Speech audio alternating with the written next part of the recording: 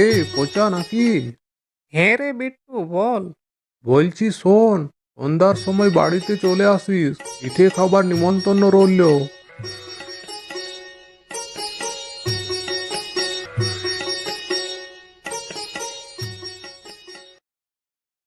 উনুনের জাল দিয়ে শীতের রাত্রে উঠোনে বসে বসে বিট্টুর ঠাম্মা পিঠে বানাতে থাকে। হঠাৎ তখনই তার সামনে এসে হাজির হয়ে যায় পচা, মানে বিট্টুর পুরনো দিনের বন্ধু। কে রে? বিট্টু নাকি? না গো বুড়িমা, আমি পচা। ও পচা, আয় আয় বস, পিঠে খা। এত সুস্বাদু খাবার দেখে পচার আর লোভ সামলানো যায় না। হ্যাঁ হ্যাঁ, দাও দাও। ঠাম্মার কথা মতো ও বসে পড়ে পিঠে খাবার জন্য।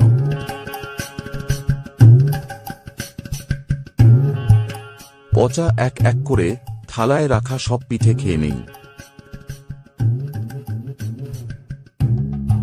বলছি বুড়িমা, পিঠেগুলো খুব ভালো হয়েছে গো। তাই? তাহলে আরো দুইখানা নে।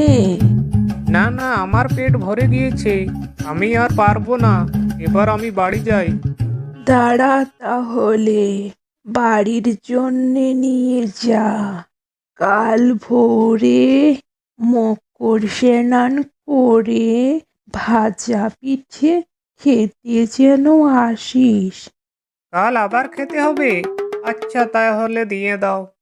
বলছিস কি রে পচা, এই কয়টি খেয়ে মন ভরে গেল? আমাদের সময় পিঠের উৎসবেই ছিল। বিট্টুর ঠাম্মা পচাকে কিছু পিঠে ভরে দেই সাথে নিয়ে যাবার জন্য। পচা সেই পিঠে নিয়ে রওনা দেই বাড়ির উদ্দেশ্যে। গ্রামের রাস্তা ঘন জঙ্গল আর গাছপালায় ঘেরা, চারিদিকে ঘুটঘুটে অন্ধকার। তার মধ্যে দিয়ে পচা হেঁটে হেঁটে বাড়ি যায়।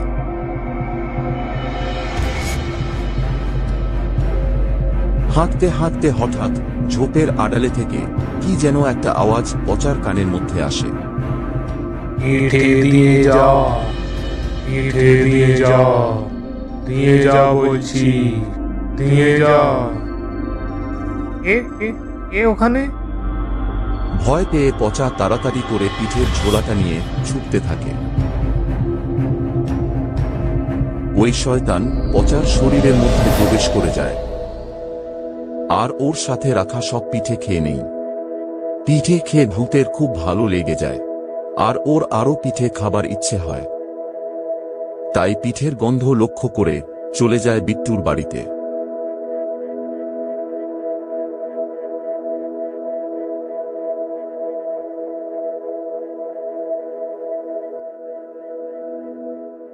ভূতের সব পিঠে খাওয়া হয়ে যাবার পর ও থালাটা আবার বাড়িয়ে দেয় বিট্টুর ঠাম্মার দিকে।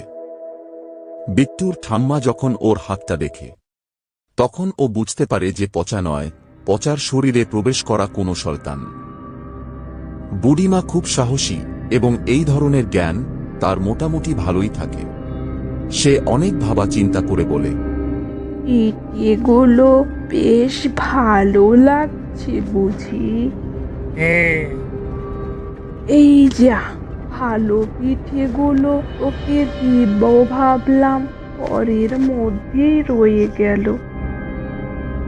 পচার রূপ ধারণ করা শয়তান যেমনি ঘরে প্রবেশ করে, সেমনি বুড়িমা লাঠি নিয়ে সেই ঘরে ঢুকে এবং দরজা লাগিয়ে দেয়।